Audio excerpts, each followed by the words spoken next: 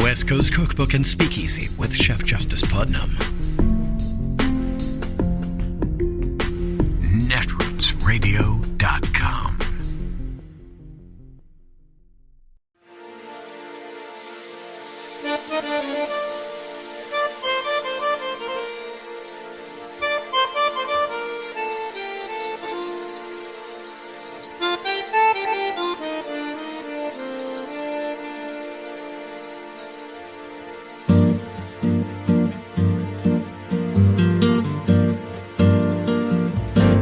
Je voudrais du soleil vert, des dentelles et des théières, des photos de bord de mer, dans mon jardin d'hiver.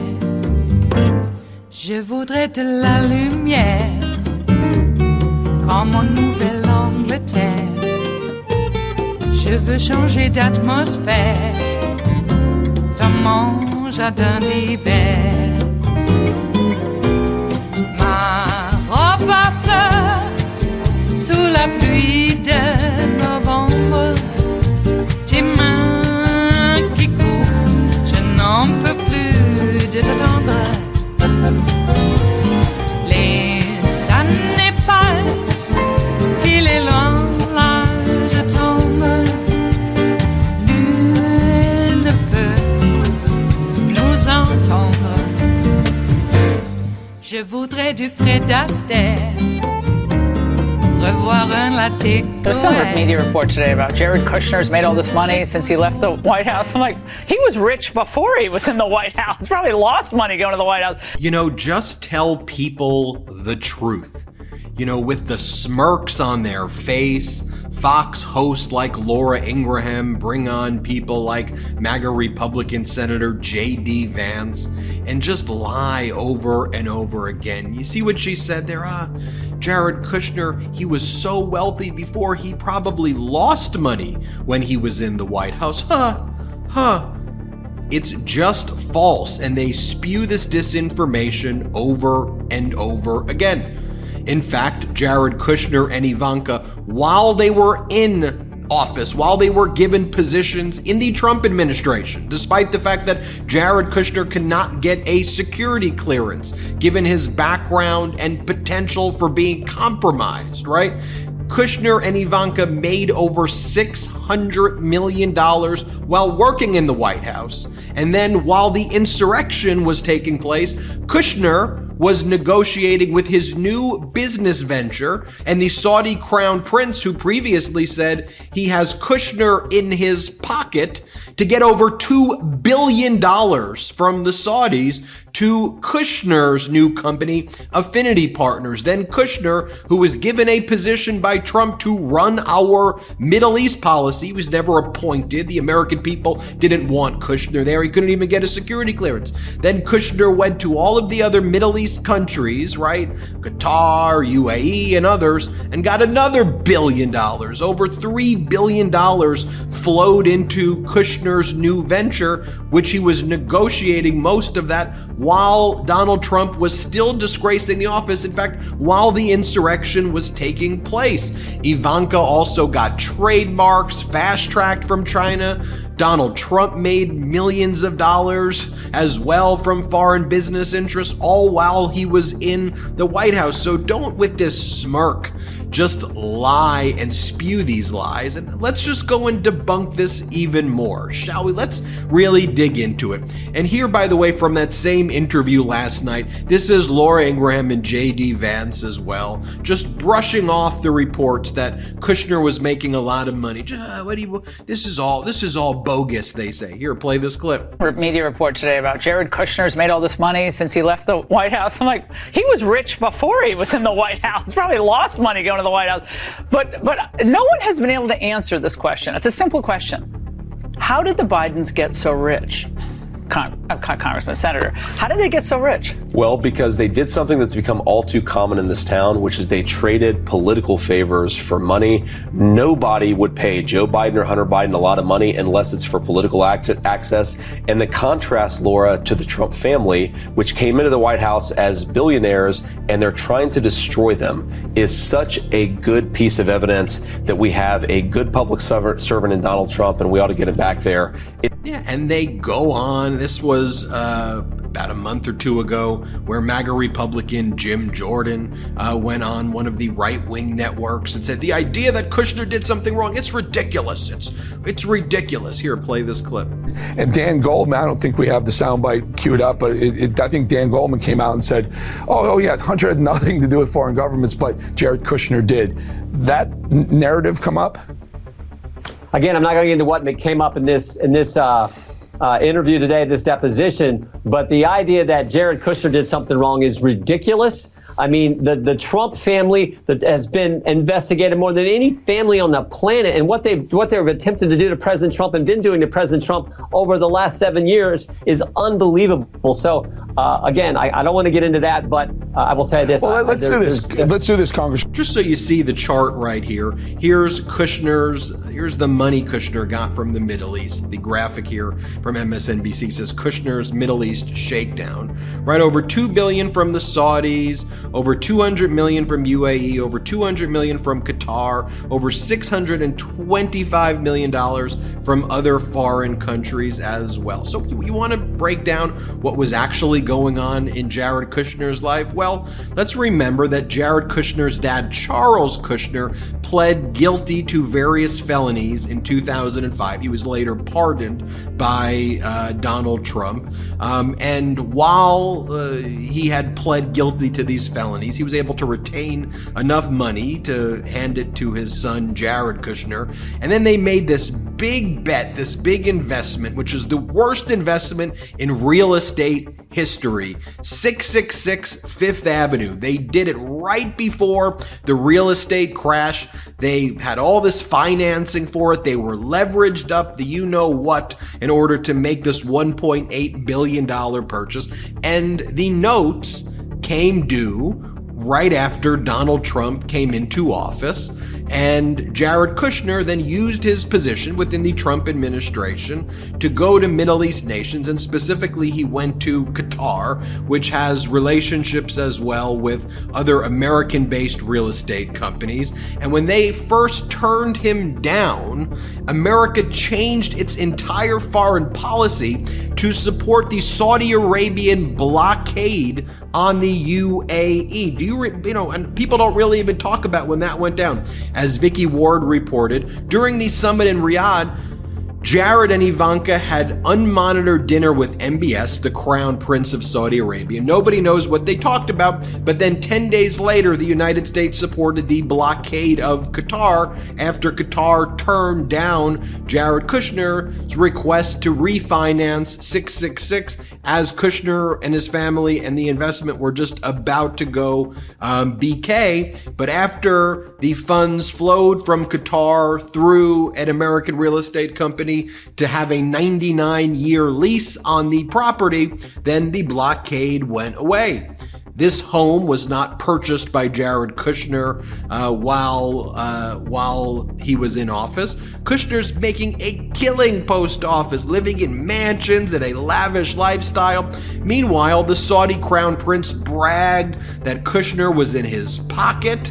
He also bragged, this was an exclusive as well from the Daily Mail, that the Saudi Crown Prince bragged that Kushner gave the Saudi Crown Prince CIA intelligence about other Saudis, saying, here are your enemies, just days before the Saudi Arabian crackdown where they locked people up like in the Four Seasons and then just went after them. And also there were executions, torture, death. And then MBS said, I got the intel from Kushner. The Vanity Fair article, Jared and Ivanka made up to $640 million while working in Washington for positions that they weren't appointed. By the way, here was a recent sit down that Kushner did with Axios. They actually asked him some good questions here about his relationship to Saudi Arabia and all the money they gave him. And Kushner's response was, we're really talking about this? We're really still talking about the money I got from Saudi Arabia. This is still an issue. Here, play this clip. As you said, lots and lots of private equity firms, other folks are trying to raise money from Saudi Arabia and are raising money from Saudi Arabia. Some, however, stopped after the Jamal Khashoggi murder. Some either gave money back or stopped. At the time, you said you wanted to wait for the DNI report, for the kind of official report, for the State Department report before talking about it. You kind of only give very glancing mentions in your book to it. The DNI report came out a couple weeks after you left the White House. It says that MBS personally was responsible. Do you agree with the DNI? Do you believe that report? Are we really still doing this, Dan? I mean, yeah, absolutely. Okay, so let's go to this. The way that we looked at our policy at the time was let's focus on what's in the interest of America. I'm not arguing that. But you at the time you said you wanted to wait and see what the U.S. government determined. U.S. government's made a determination. You're obviously still in business with him.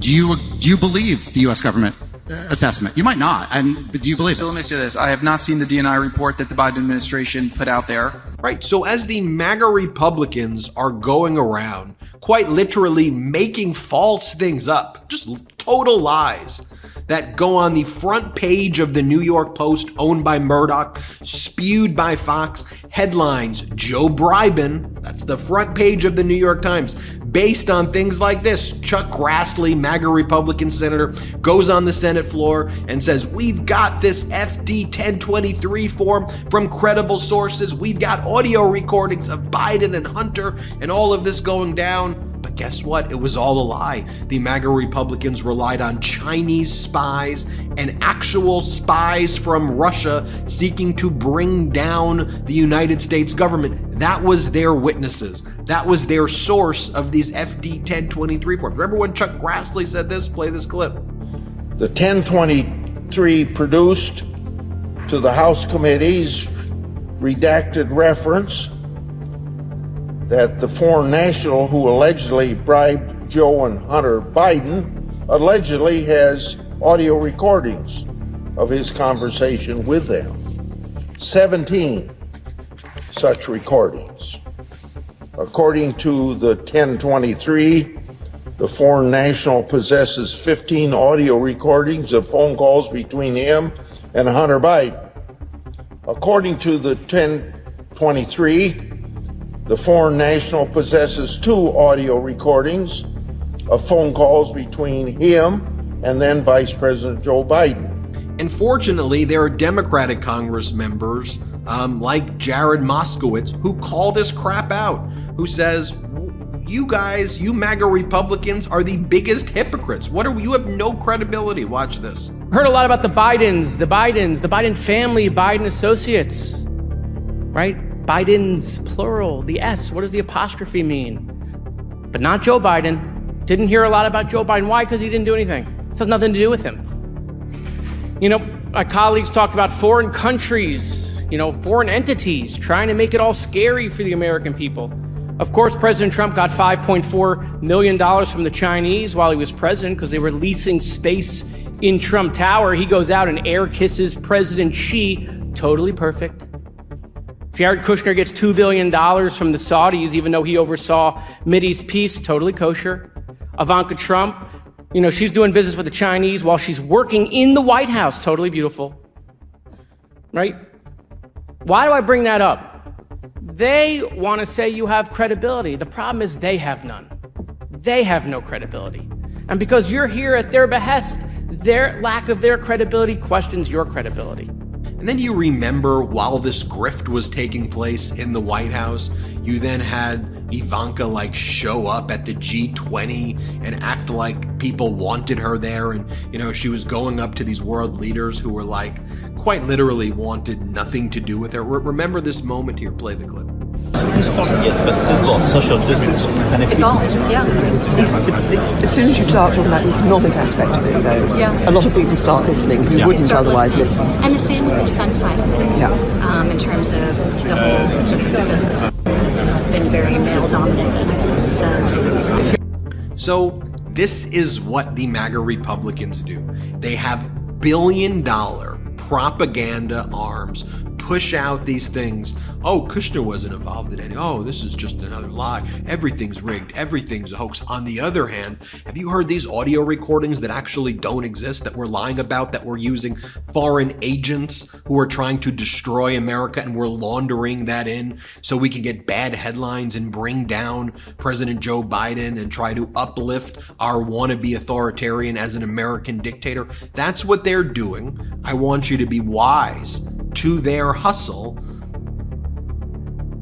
It is Thursday, the 13th of June of 2024, and you are in West Coast Cookbook and Speakeasy. I am your chef de cuisine, Justice Putnam. Gunner, the English bulldog, is our snoozing sous chef. Precious is a little under the weather and will fill you in on her condition in a few moments, so we will seat you now directly for our especially special daily special, Mertro Shrimp and Grits Thursdays. A little bit of jambalaya, a little bit of spice in your life. Yeah, sing it. Okay, well, poor little Precious is a sick little thing, unfortunately. So, you know that she had knee surgery, which is a congenital defect in Yorkshire Terriers. Their patellas tend to get dislodged, and it can put them in some pain. So she went through that procedure, and, of course, she'd been recuperating quite well. And then last week, early last week, during the weekend, she started lolling about and she was sick, acting like she was sick. So then she kind of rallied a little bit, and in the middle of the week or early in the week, and I got her up a little bit. Then she was a bit better towards, regardless. I went through all of the procedures and protocols and thought that maybe it might be the side effect from minoxidil, which it probably could still be. We're going to look for a pain regimen. Well, actually, I'm getting ahead of myself here. But regardless, so I took her in, and fortunately it's not anything like, she's like dislodged anything. There's nothing mechanical. She does have a neurological problem, an inflammation. So the good news, I'll just sum it up really quick. The good news is that she just has meningitis. She's on steroids right now, which is the steroidal meningitis we presume it could be. I was asked if I'd be willing to travel. It'd be just about 400 miles or more. Yeah, a little more than 400 miles one way to get her to get a spinal tap. But then we calculated how much time it would take, and it would still, it was better just to go by the symptoms that we had. Her white blood cell count was through the roof. 10 times more than what it could have even been, more than 10 times more. When he started talking about high blood cell count, and I just, oh my God, all sorts of things going through your head because there's some sort of inflammation. There's something in there that's causing her body to attack it.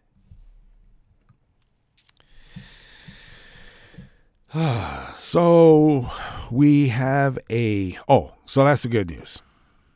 The bad news is that she has cancer or leukemia. Oh my God. So we had a test drawn last night. I don't know if it goes out, right away, or they wait till today goes out. I don't know. But that test is to determine the clone on cells, T cells, and that will determine whether it's cancer or not. Or, stem cells. It'll be a clone on a stem cell. Is the cancer cloning things. So, that's the good news is that she just has meningitis and will attack it with steroids but the poor little thing's been in pain. She was running a fever, and I could tell, like her eyes were, well, that's the other thing. She's blind in one eye. I thought maybe she was getting an infection from the eye that, because we go to see the dog eye doctor. She's not just a dog eye doctor. She's actually an eye doctor for equine mammals. Yeah, horses. There you go. Anyway, she's an eye specialist for animals.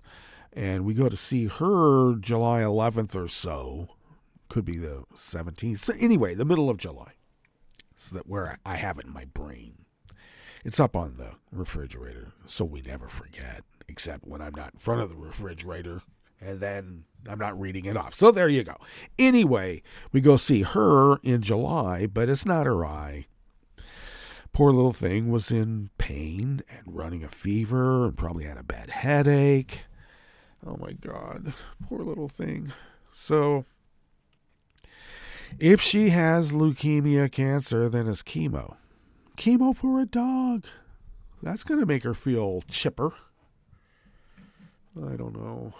So anybody who's had animals knows that, they are our friends. We worry about them. I might have mentioned this before. My inner childhood was not like breaking windows or, that kind of stuff. My inner childhood truly was moving spiders out of the way. This is not a good home for you. Let's go find you a better home. We'd find them a better home. Never wanted to step on a trail of ants. Of course, I do hire, pest people to come here routinely to make sure, we don't have vermin eating the wiring and the hybrid. They do that because of the bamboo that wraps the wiring. So you want to keep rodents at bay. And, we got a few stink ants. A few. It's a virtual war. But when I was a kid, my inner child, I wouldn't step on a line of ants just because they're there. It just so. I wouldn't do it. And I don't know, humanizing your pets seemed like a nice thing to do. Oh, you have a soul too, little Tippy. Yeah, Tippy has a soul. We had a cat, little Manx. I had a cat, actually. This is when I was in my 20s. It was a rescue off the street. I was on a payphone. We had payphones in the day. And at night, fairly late, and this little kitten came up and started rubbing up against my leg, and it had a tail cut off. And I thought, how cruel. Someone cut the tail off this poor little kitten. And so I brought it back and started, nursed it, got it on a little bottle and all that, because it was that young. I don't know if I got strayed or whatever. But I named it Sebastian because I found out that it was a Manx. And Manx don't have, they have little stubby tails. And that cat grew up to be kind of like a small dog. I think that cat, Sebastian, probably could have kicked Precious's little butt. Precious wanted to fight, but Precious is tiny. She's like, now around 8 pounds. But to me, she's tiny. And Sebastian, my God, that was a fighting cat. He weighed like about 14 pounds or more. And he was thick and wide, and he'd take on the biggest canines in the neighborhood. They both kicked the crap out of each other. He'd come back, nurse his wounds, and he actually got feline leukemia. So he'd go out and pick a fight, get in a fight, put the dog. I had so much stuff to do with my neighbors over my cat beating up their dogs. I'm sorry. Have you ever tried putting a Manx on a leash? It's not going to work. I tried. Sebastian did what Sebastian wanted to do. But I loved him and he loved me too. So, but anyway, that poor cat would, get into the fight. The leukemia thing would rage and he'd loll about, and we'd nurse him back to health and take him to the vet. And the vet would say, well, try to keep him from beating up the other dogs. I know, I'm trying. He never bothered the birds. Can you believe this? I made an aviary for my ex and our small child. He was a toddler then. We lived in a nice spot of land outside of Salem, Sunny Slope, and in the farmland. We had this giant oak tree, and I netted the whole thing off, and we had like wild finches and other types of, songbirds. We had songbirds.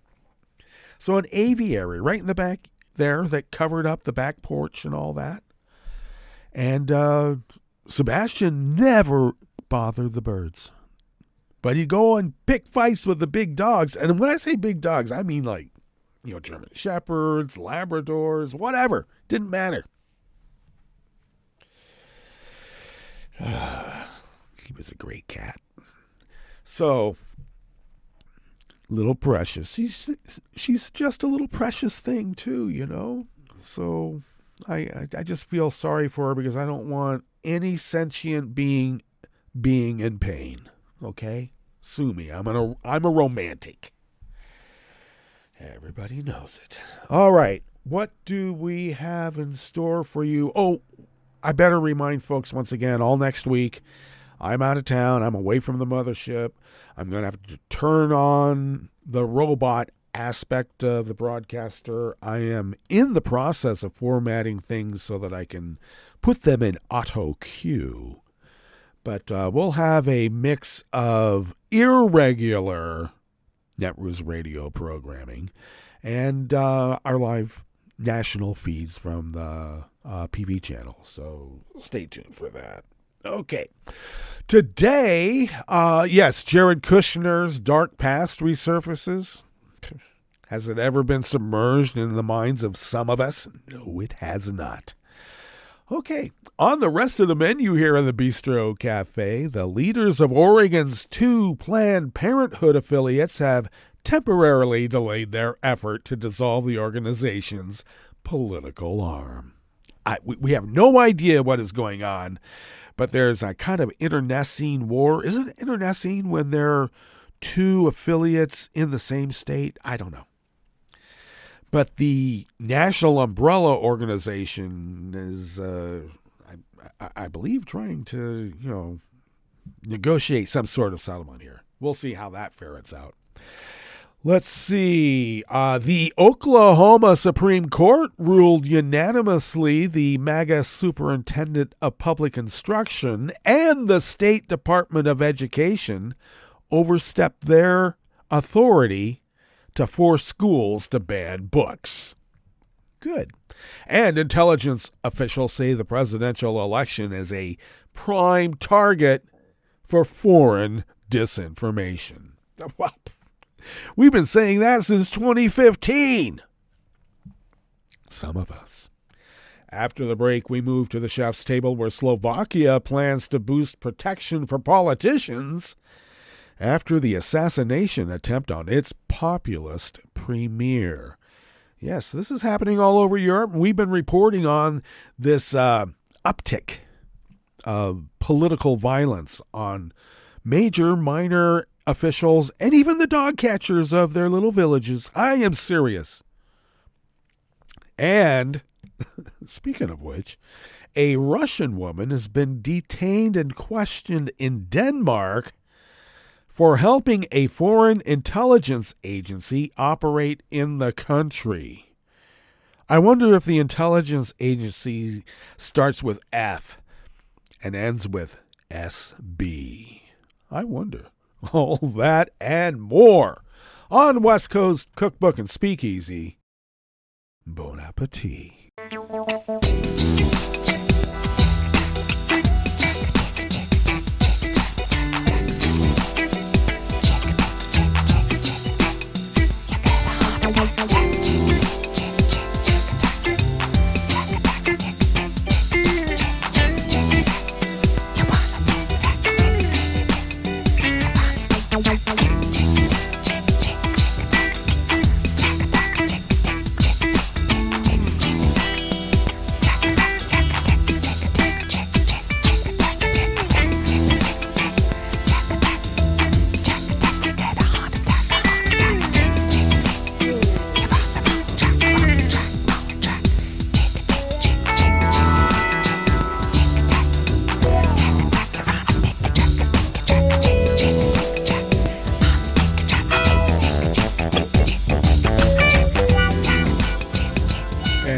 yes, once again, we will be tucking into this first offering here in the Bistro Cafe instead of going through the usuals that we have usually done at this particular time all these many years. But we're behind, so we'll catch up, okay? Someday. Maybe tomorrow, maybe not. Anyway, here in the Bistro Cafe of West Coast Cookbook and Speakeasy on this Mertro Shrimp and Grits Thursdays, this first offering is by Lauren Drake from Oregon Public Broadcasting. The leaders of Oregon's 2 Planned Parenthood affiliates have temporarily delayed their effort to dissolve the organization's political arm. After a meeting on Tuesday night, the leaders have said they will wait a week to push to restructure the part of Planned Parenthood that is responsible for political outreach and lobbying in Oregon. They will also wait until after the coming November election for any changes to take effect.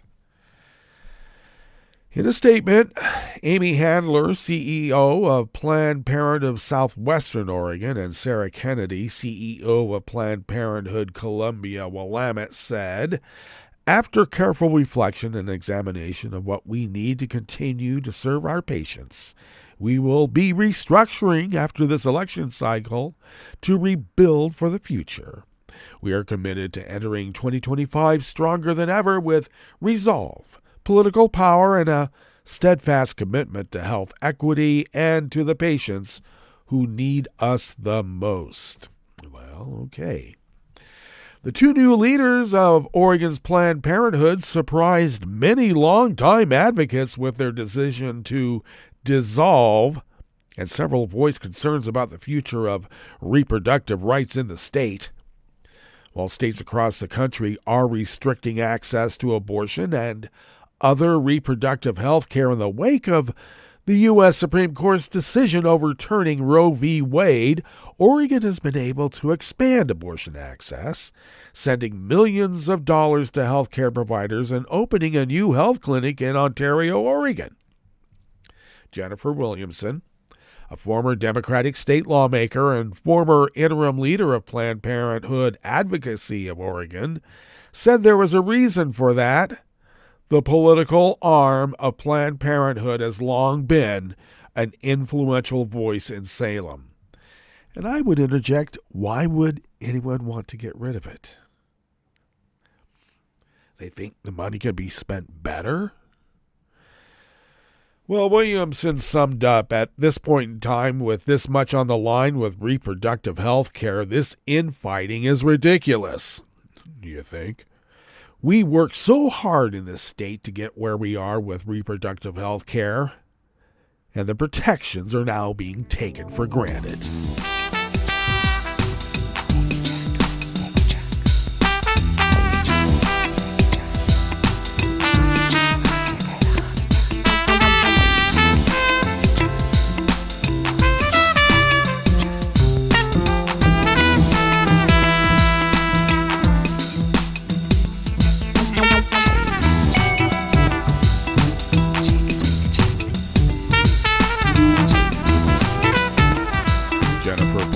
At Oklahoma Watch brings us this next offering here in the Bistro Cafe of West Coast Cookbook and Speakeasy, Mertro Shrimp and Grits Thursdays. The Oklahoma Supreme Court ruled in favor of Edmond Public Schools in a battle over books in its school libraries. The state's high court, in a unanimous decision, said Superintendent of Public Instruction Ryan Walters and the State Department of Education overstepped their authority in trying to enforce Edmond schools to ban 2 novels.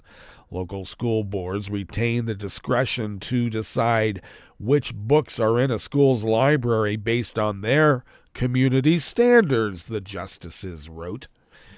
Jeff Bardach, a spokesman for Edmond Public Schools, said the district staff is grateful for the decision, which protects our locally elected school board's role in creating policies that determine how library materials are selected and reviewed.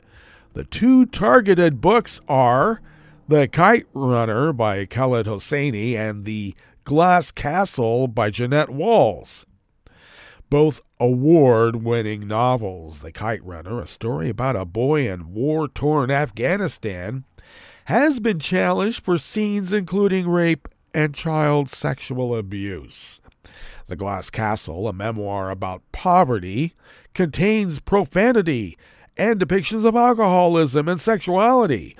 Oh, you mean like living in some rural community where your parents are going to church every Sunday? Maybe. Edmund said the books are only available to high school students. Well, in January, the department notified Edmund Schools its Library Media Advisory Committee determined the books violated administrative rules banning pornographic or sexualized content from school libraries. Now, pornography is generally defined as materials intended to cause sexual excitement. But Ryan Walters, that little goose-stepper, and his agency has applied the term much more broadly to include books that contain mentions of sex or LGBTQ issues. So my question is, so Ryan Walters is being titillated by LGBTQ issues? Is that what it is? Now, the only publicly known member of the Library Media Advisory Committee is Chaya Raichik, a media influencer and creator of Libs of TikTok, who grew up in New York and lives in Los Angeles. The agency has yet to provide materials relating to Oklahoma Watch's request that was submitted in February for information about the committee's other members and its meetings, because this one lady has been forcing book bans all over the country, and she's got some outsized power, and she likes it. The department ordered the district to remove the books from its libraries and threatened to downgrade its accreditation status if it did not comply. On February 20th, the district asked the state Supreme Court to intervene.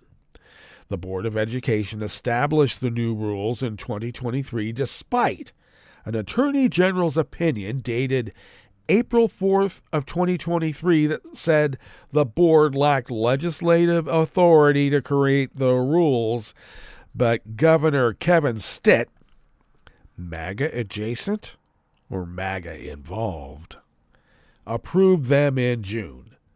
Now, the decision on Tuesday did not address several other issues raised by Edmond Public Schools, including whether the Attorney General was correct or whether the Board of Education was authorized to create the rules. Walters, in a written statement, called on the legislature to address the issue. Although we are disappointed the court issued this decision, it was made on very narrow grounds, Walters said in a statement, in one of those accents made up totally at the moment. The court did not sign on to any claims made by the districts that would have affected the State Board of Education's broad authority over school districts, or the governor's ability to approve our administrative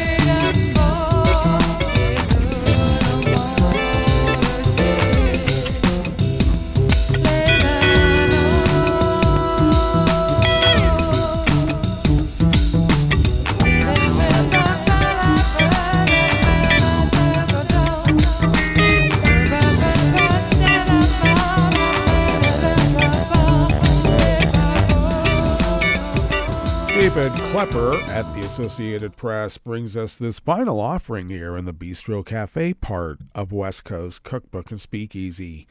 U.S. officials who track disinformation campaigns say they have issued more warnings to political candidates, government leaders, and others targeted by foreign groups in recent months, as America's adversaries seek to influence the outcome of the 2024 election. Without giving specifics, an official from the Office of the Director of National Intelligence said yesterday, Wednesday, that the number is higher, at least in part, because presidential elections draw more attention from our adversaries. Okay. The increase in notifications to targeted individuals, which began last fall, could also reflect a growing threat or the government's improved detection capabilities, or both, said the official, who was one of several to brief reporters on condition no one lets anyone know who they are. Underground rules set by the Office of the Director. How anonymous. Lawmakers from both parties have voiced worries about the nation's preparedness for foreign disinformation during the presidential election and the corrosive impact it has on voter confidence and trust in democratic institutions. Think of a party who does that all the time and who their allegiances might be aligned with. Article continues, they also have questioned whether the federal government is up to the task of issuing timely and effective warnings to voters when nations like Russia and China use disinformation to try to shape American politics. And we're looking at you, MAGA. Okay, let us get to our break, and when we get back from that break, we will go through weather from around the world, and we will finish up with the stories that we've curated for you today. You are listening to West Coast Cookbook and Speakeasy, and we will be right back. You are listening to netrootsradio.com. Please hang up and try again.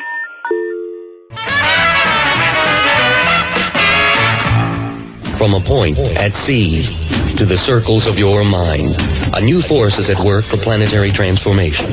New radio for a new Earth.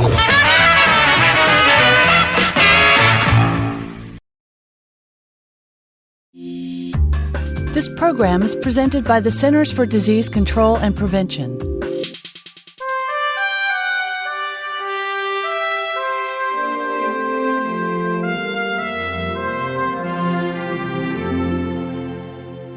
Welcome to A Cup of Health with CDC, a weekly feature of the MMWR, the Morbidity and Mortality Weekly Report. I'm your host, Dr. Robert Gaines.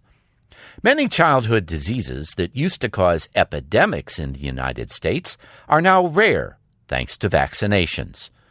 Dr. Lori Elam Evans is a researcher with CDC's National Center for Immunization and Respiratory Diseases.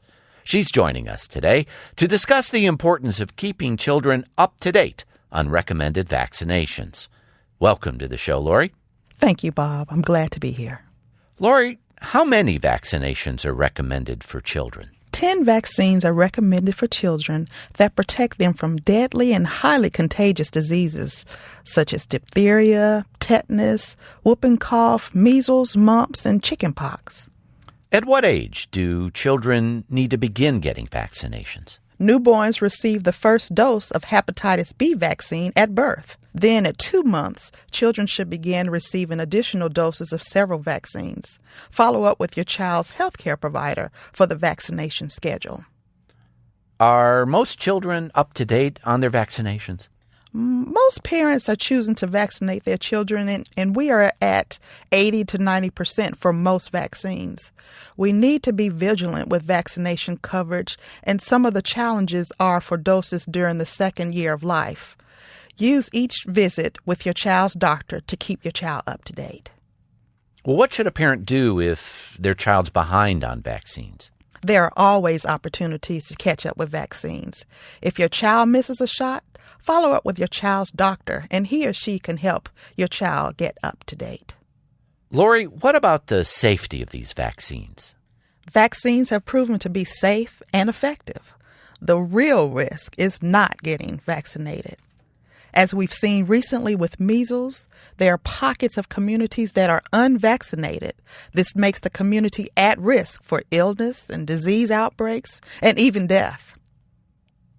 Where can listeners get more information about recommended childhood vaccines? Listeners can go to cdc.gov/vaccines. Thanks, Lori. I've been talking today with CDC's Dr. Lori Elam Evans about the importance of keeping kids up to date on their vaccinations. Parents, to protect your children from vaccine-preventable diseases, discuss their vaccine needs with a healthcare professional at each visit. Until next time, be well. This is Dr. Robert Gaines for A Cup of Health with CDC. For the most accurate health information, visit www.cdc.gov or call 1-800-CDC-INFO.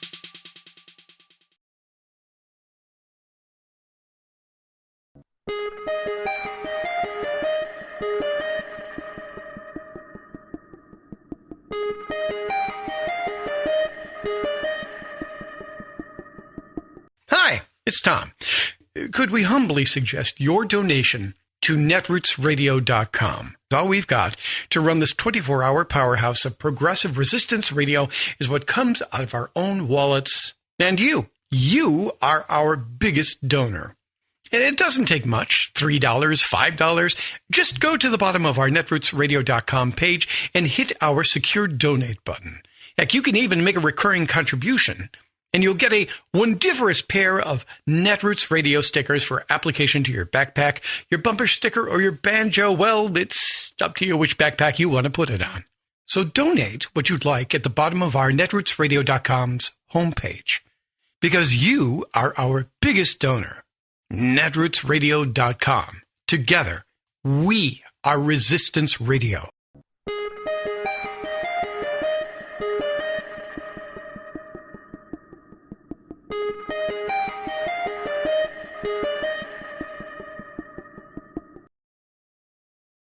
You're listening to the American Democracy Minute, keeping your government by and for the people. Amendment 6, a repeal of Florida's public funding of elections option, faces voters on November 5th. Such small donor matching systems help candidates outside the political machine structure to compete and can help limit special interest influence.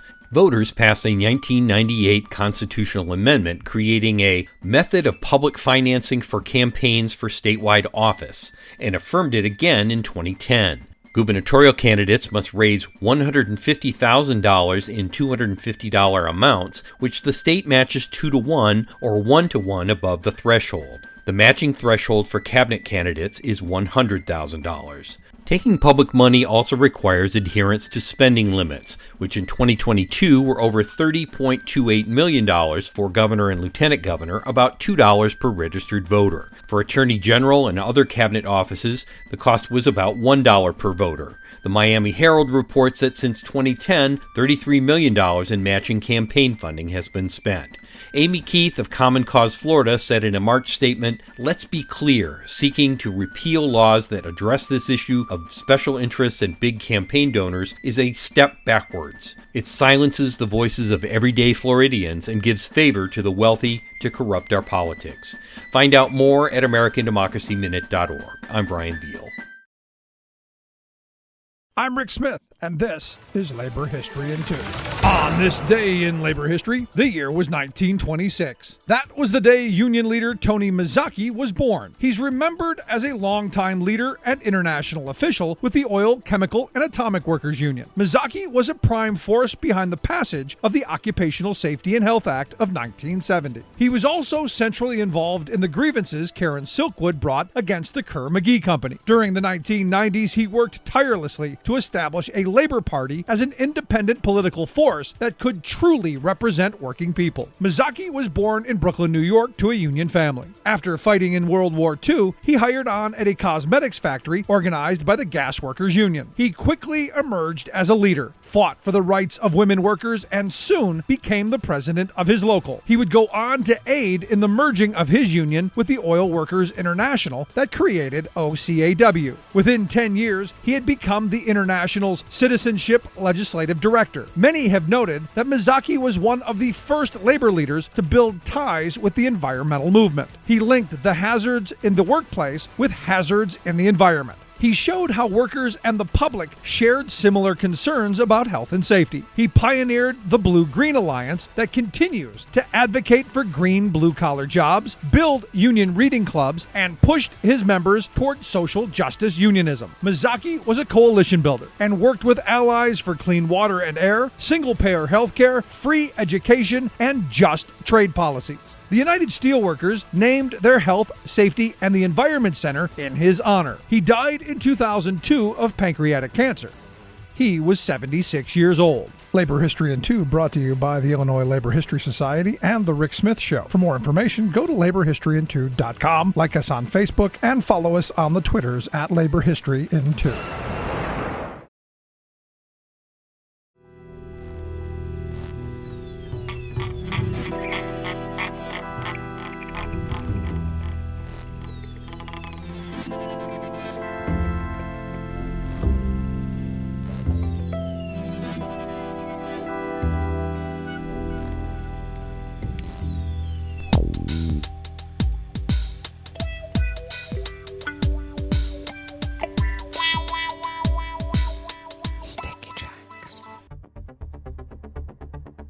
Thank you for accompanying us here to the Chef's Table at West Coast Cookbook and Speakeasy, Mertro Shrimp and Grits Thursdays. We always begin, whether from around the world, along the banks of the Rogue River in the Rogue River Valley of Southern Oregon on the west coast of the continental United States of America, where it is currently 58 degrees Fahrenheit, expecting highs in the mid-80s, plentiful sunshine with winds out of the west-northwest at 5 to 10 miles per hour. Clear skies overnight with lows in the low 50s, winds out of the west-northwest, picking up to 10 to 15 miles per hour overnight, so blowing around. And then tomorrow, intervals of clouds and sunshine, with highs in the upper 70s, low 80s. Oh, we're getting a cooling trend with winds out of the northwest at 5 to 10 miles per hour. Grass pollen remains very high here in Rogue River proper. The air quality index is in the good range and has ticked up a few notches to 21 parts per million from what it was yesterday. And that daytime UV index is very high and has notched up one more to level 9. So take care. Barometric pressure is holding steady at 30.02 inches. Visibility is up to 9 miles. And relative humidity is at 66%. Weather from around the world is brought to you by a crowd of crowdsourced weather stations that a crowd crowdsources from around the world, and that is the Weather Underground. It is. London is 61 degrees and cloudy. Paris is 71 degrees and sunny. Rome is 76 and fair, though I don't know how fair it is when you have a thunderstorm advisory that could knock out critical infrastructure. I'm just saying.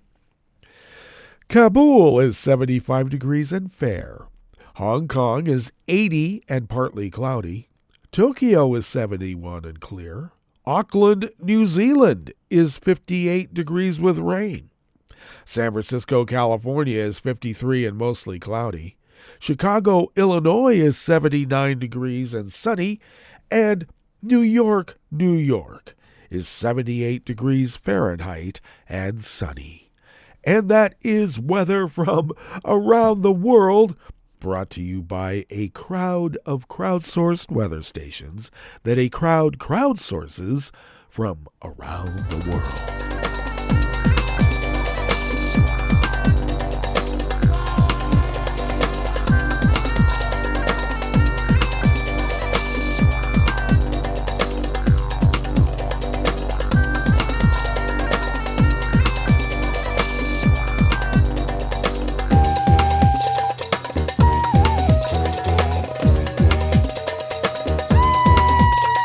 Staff at the World Desk of the Associated Press brings us this first amuse-bouche here at the Chef's Table at West Coast Cookbook and Speakeasy, Mertro Shrimp and Grits Thursdays. Slovakia's government approved a package of measures on Wednesday yesterday meant to boost security for leading politicians and others following an assassination attempt on populist Prime Minister Robert Fico. The measures need approval by Parliament, where the three-party coalition government has a majority. One proposal says authorities would have the right to ban protest rallies in front of politicians' homes. Demonstrators also would not be allowed within 50 yards of the seat of government and president. The Interior Ministry would identify and prepare long-term residences for the Prime Minister, President, and Parliamentary Speaker. Protection also would be provided for the leaders of all political parties represented in Parliament, the Prosecutor General, and the Chief Judge of the Constitutional Court. Prime ministers and parliamentary speakers who served at least 2 terms would receive a regular payment after their term expires for security. The benefit is currently provided only for former presidents. Fico, who took office last year after campaigning on a pro-Russian and anti-U.S. platform, has been recovering after being shot in the abdomen as he greeted supporters on May 15th in the town of Hadlova. The assailant was arrested. Now, as we mentioned earlier, this behavior has been rampant all across Europe, and Europe is now doing something about it.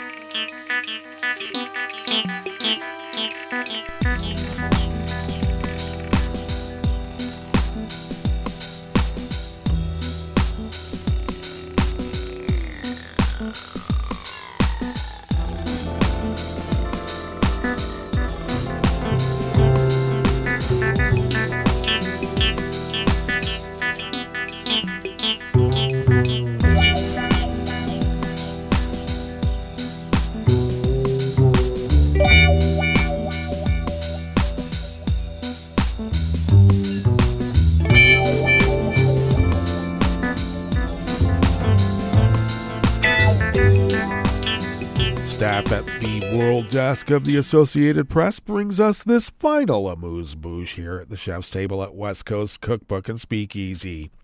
A Russian woman has been detained and questioned in Denmark for helping a foreign intelligence agency operate in the country, the Scandinavian Nation Security Service said yesterday, Wednesday. The woman, who was not named, faces preliminary charges of enabling a foreign intelligence service to operate in Denmark, including aiding it in propaganda activities. The Danish Domestic Security Service, known by its acronym PET, told the Associated Press. In Denmark, preliminary charges are one step short of formal ones, but allow authorities to detain suspects during an investigation. The case is related to a story in several European medias about a Russian state fund and is not related to the just concluded European Parliament elections, Pett said in a statement. It declined to say whether the woman, who was detained on Tuesday in southern Denmark, had been released after questioning. Danish broadcaster DR said the woman, a Russian citizen, was a central figure in the Russian community in Denmark who had received money from a Moscow-based state fund, the Russian Foundation. DR said she offered legal aid to other Russians in the Scandinavian country. Calling for the woman's immediate release, the Russian ambassador in Copenhagen, Vladimir Barbin, condemned her detention as a brazen and shameless provocation by the Danish security services aimed at intimidating our compatriots, discrediting their non-profit groups for keeping in touch with the motherland. Oh, yes. Well, in May, Finch Borch Anderson, head of PET, said that Russian intelligence services increased their activities to continuously obtain information from the West. It is also Pet's assessment that Russia shows a higher willingness to use so-called hybrid measures against and in Europe to create fear and uncertainty and to weaken popular support in Europe for continued support for Ukraine. Indeed. Well, that brings us to the end of our broadcast period for the day, but you do know Netroots Radio broadcasts on, and we will meet up here tomorrow for Blue Moon Spirits Fridays. So do stay tuned to Netroots Radio all day and all night for all the breaking news as it breaks, and we will meet up here tomorrow, right here, in West Coast Cookbook and Speakeasy. Bon appetit.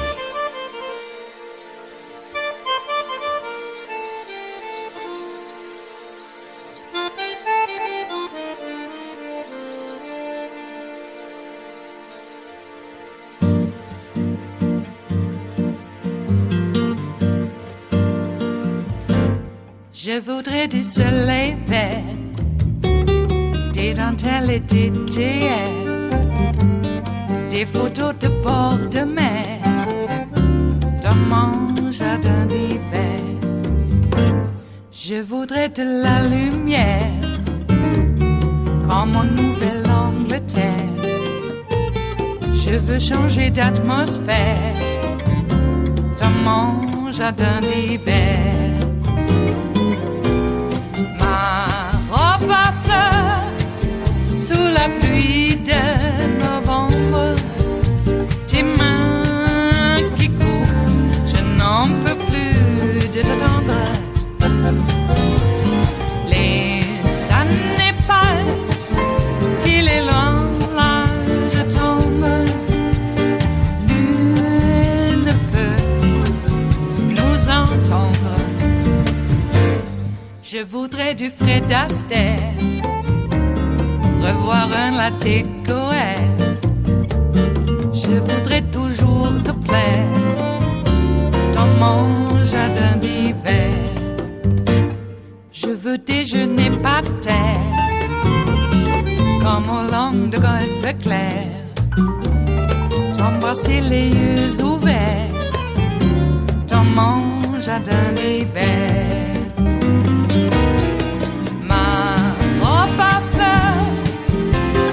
Pluie de novembre, tes mains qui courent, je n'en peux plus de t'attendre. Les années passent, il est loin, là je tombe. Nul ne peut nous entendre. Ba-da-da-dum-di-da-dum. Ba-da-da-dum-di-da-dum. Ba-da-da-dum-di-da-dum. Dans mon jardin d'hiver. Ba-da-da-dum-di-da-dum. Ba-da-da-dum-di-da-dum. Ba-da-da-dum-di-da-dum. Dans mon jardin d'hiver. Dans mon jardin d'hiver. Dans mon jardin d'hiver.